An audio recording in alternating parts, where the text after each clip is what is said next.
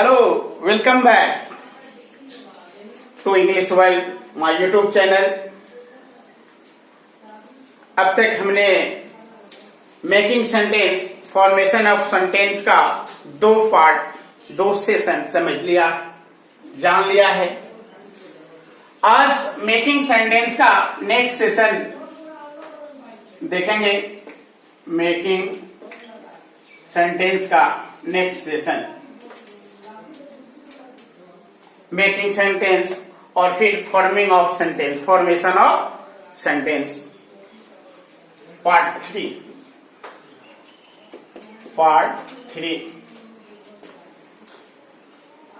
Last session में हम लोग जाने थे, वह जाने वाला है, मैं जाने वाला हूं, वह जाने ही वाला है। और यही जब घटना पास्ट में है, जैसे वर्ड प्लस ने को था, ने वाला था। इसके डिटेल पार्ट को समझने के लिए इसके पहले वाले वीडियो को देखेंगे। जैसे वह जाने को था, इस तरह की जब बात आती है तो फिर उसका अफर्मेटिव स्ट्रक्चर होता है subject plus was, were, to, verb first form, object और फिर अदर वर्ड। लास्ट स्ट्रक्चर में हमने पढ़ा था सब्जेक्ट प्लस इज, एम, और since that was in present tense and now today we are learning past tense। इसलिए चूंकि आज हम लोग पास्ट की बात करेंगे, इसलिए पास्ट को बताने के लिए वाज और वर का यूज करेंगे। वह जाने को था, he was to go। Salman Aishwarya को प्रपोज करने वाला था, कह सकते हैं Salman was to propose Aishwarya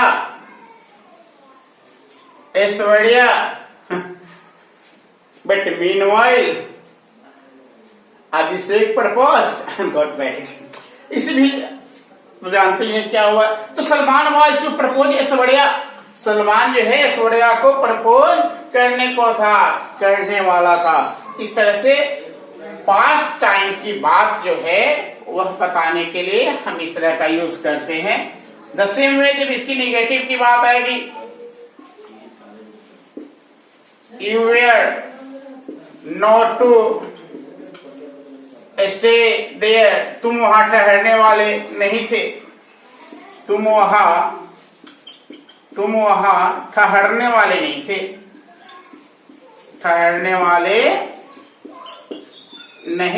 तुम वहां ठहरने को नहीं थे। इंट्रोगेटिव की बात करते हैं तो फिर वाज और वर जो भी है उसको बाहर लाते हैं। जैसे वर दे टू बीट देम, क्या वे लोग उसको पीटने वाले थे, क्या वे लोग उसको पीटने को थे।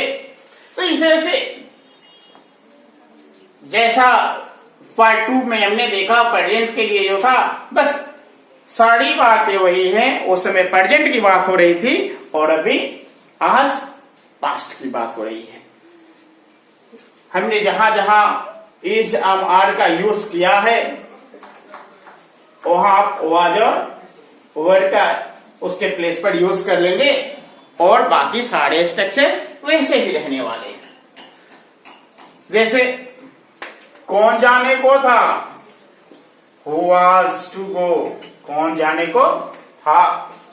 अगर हम निगेटिव की बात करते हैं, ये जो भी है वो तो बनाई है निगेटिव ना। अगर इंडिफिनिट प्रोनाउन का यूज करते हैं सब्जेक्ट में तो क्या कह सकते हैं, no one was to come, no one was to come when he went out, or when he went। जब वह गया तो कोई आने को नहीं था, मतलब जितने लोग आना था आ चुके थे, कोई आने को नहीं था।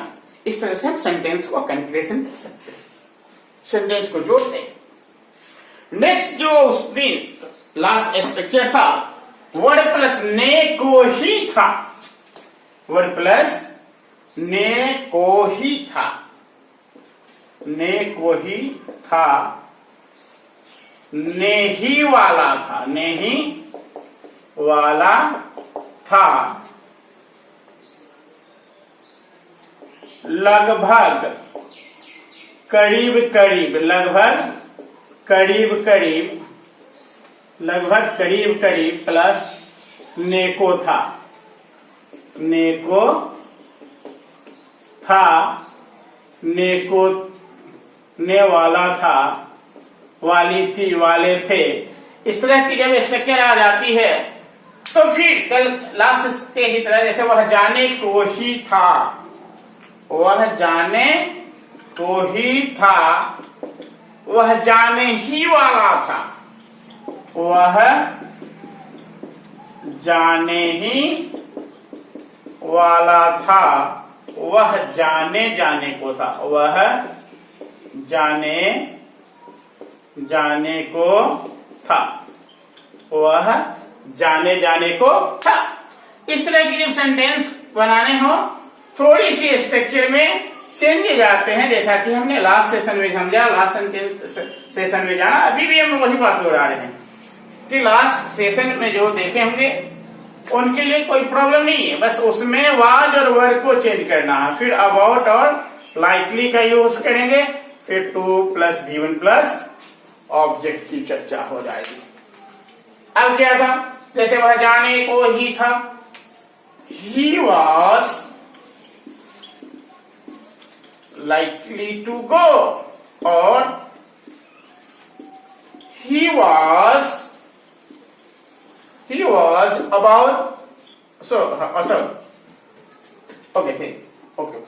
he was about to go. What we got in both of the sentence, here we have used likely.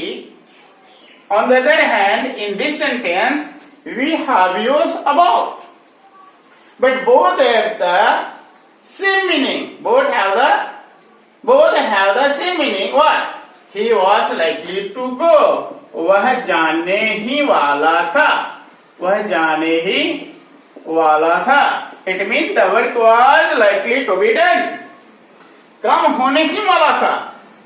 Possibly work में और work can have been done during that time when the chat is going on, जब बात हो रही थी वो हो रही है, हो सकता है कुछ समय वह काम भी हो जाए। तो इस तरह के सेंटेंस में हम इसका यूज करते हैं।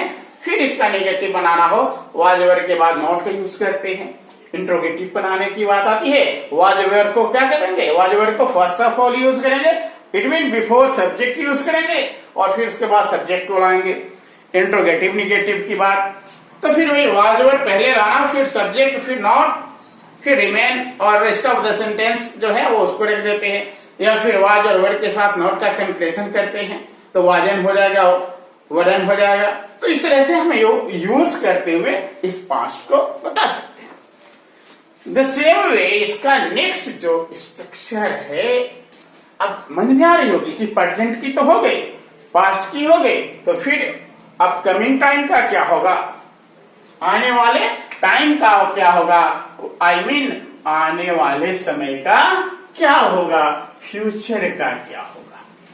तो जब फ्यूचर की बात आ जाती है, आने वाले समय की बात आती है, अपकमिंग टाइम की बात आती है, जैसे वर्ड प्लस ने को होगा, ने को होगा, वर्ड प्लस ने वाला होगा, ने वाला होगा, होगी, होंगे।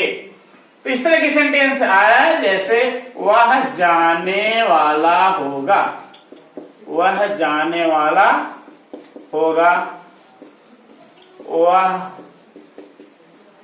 जाने को होगा। फिर एक और सेंटेंस ले सकते हैं ना, वह जाने को रहेगा, वह जाने को रहेगा। तो ये जितने भी सेंटेंस है, फिर से एक बार वही बात बताना चाहूंगा कि भले ही सेंटेंस ये अलग अलग हैं, बट सबका सेंस जो है सबका इक्वल है, सिमिलर है, सेम है। So don't worry, just drill, do practice on the given structures and be assured you will be able to speak English fluently. So just next what we will use, affirmative subject plus will plus be plus to plus be1 plus object or other word the same way. What we got? Where we use is, am, are in present, was, were in past. We will use will and be in future time, for upcoming time, for future program. सच वह जाने वाला होगा, he will be to go. If we talk about negative, अगर हम negative की बात करते हैं, he will not be to go, and also we can use he won't be to go. इसको भी यूज कर सकते हैं अगर इंट्रोगेटिव की बात करें तो। won't he be to go, क्या वह जाने को नहीं होगा? who will be to go, कौन जाने को रहेगा, कौन जाने को होगा। आज हमने देखा इन्फिनेटिव का यूज करते हुए। नेक्स्ट पार्ट में जानेंगे इम्फेटिक का यूज करते हुए कैसे सेंटेंस को बनाना। Thank you.